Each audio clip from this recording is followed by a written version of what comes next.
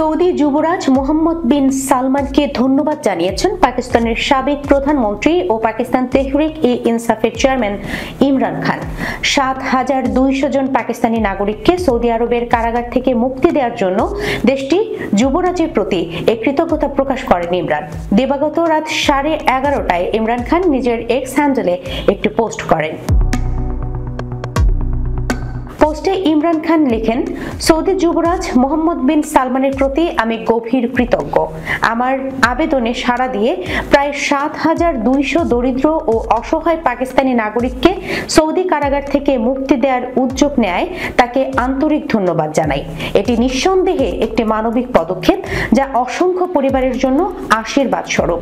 তিনি আরো লেখেন, পাকিস্তানের সাধারণ মানুষের জীবনমান উন্নত করার জন্য আমি সব সময় আমার অবস্থান এবং প্রভাবকে কাজে লাগানোর চেষ্টা করেছি।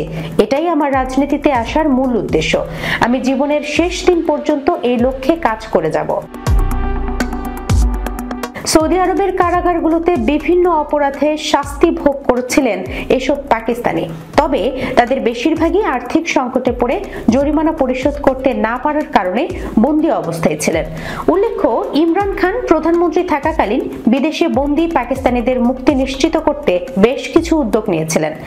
তার মধ্যে প্রবাসী শ্রমিকেরা দেশের অর্থনীতিতে গুরুত্বপূর্ণ ভূমিকা রাখেন এবং তাদের কল্যাণ নিশ্চিত করা রাষ্ট্রের নৈতিক দায়িত্ব।